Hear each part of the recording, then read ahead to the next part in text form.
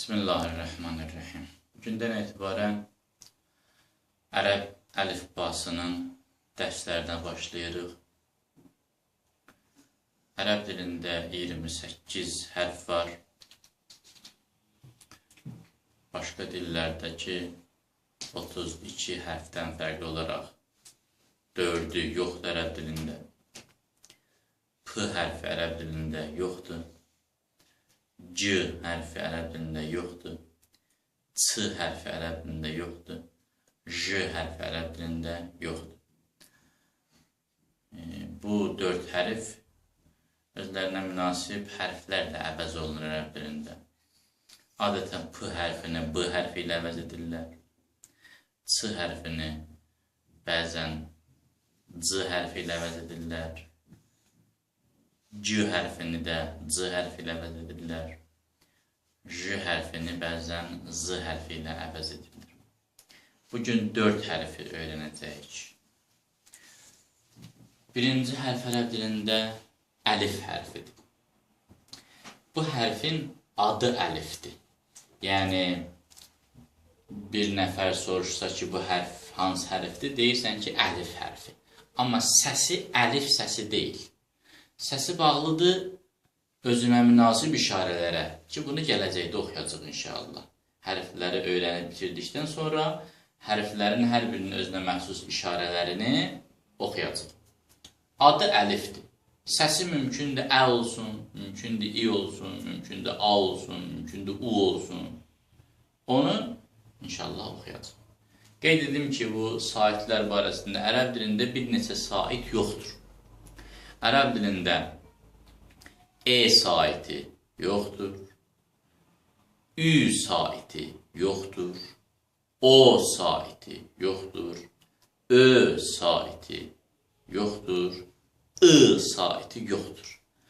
Bu saitlər ərəb dilində olmadığı üçün onların işarələri də yoxdur. Yəni, bir nəfər ərəb dilində Quran oxuyursa, ya nəsə oxuyursa, onun bu saitlərdən faydalanmaq imkanı yoxdur. Ona görə də bilməlidir ki, qul huvəllahu əhədi, qul huvəllahu ya qol huvəllahu ya qul huvəllahu deməsi düzgün deyil. Əlif o saitləri özündə cəmləşdirən ən məşhur hərflərdəndir. Ərəb dilində birinci hərf əlif hərfidir. İkinci hərf bə hərfidir. Bu formada yazılır. Alt hissəsində bir nöqtə var. Bu nöqtə ilə birlikdə. Bu formada yazılan bə hərfidir. Bu hərfin isə adı bə, səsi b-dır. Üçüncü hərf tə hərfidir. Bə hərfi kimi yazılır, lakin nöqtələrin ikisi üstündədir. Bə hərfinin altında bir nöqtə var. Tə hərfinin isə üstündə 2 nöqtə var. Adı tə, səsi isə t. Dördüncü hərf sə hərfidir. Yazılışda Azərbaycanda sə yazmışıq. Sə hərfi. Bə hərfinin altında bir nöqtə var. Tə hərfinin üstündə 2 nöqtə var. Sə hərfinin üstündə 3 nöqtə var.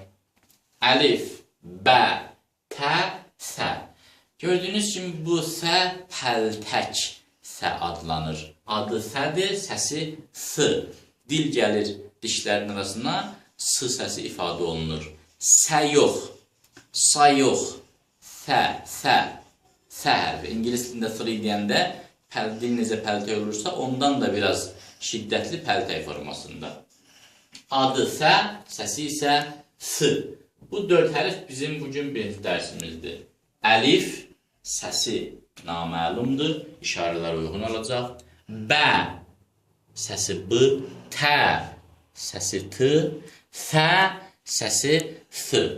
Və bu 4 hərf elə belə sadə qəbul edin. Yəni, beyninizdə araşdırma aparmayın. Görəsən, bu əlifin əslində səsi nədir? Görəsən, bu ki deyir, bu şəxs ki deyir, işarələrlə bilinəcək. İşarə nə deməkdir? Məsələn, Azərbaycanda yazılır A.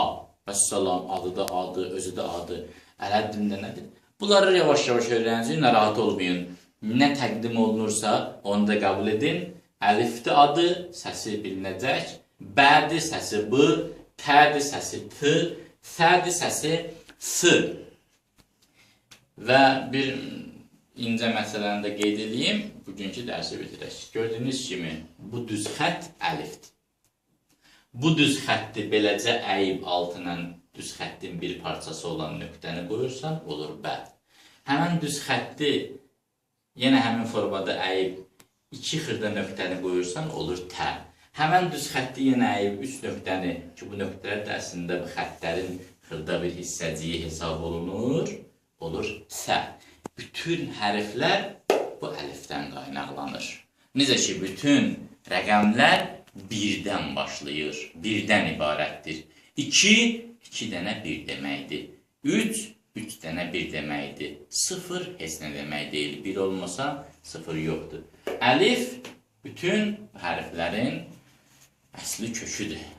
Necə ki, hamımızın kökü Allah Teala'dır.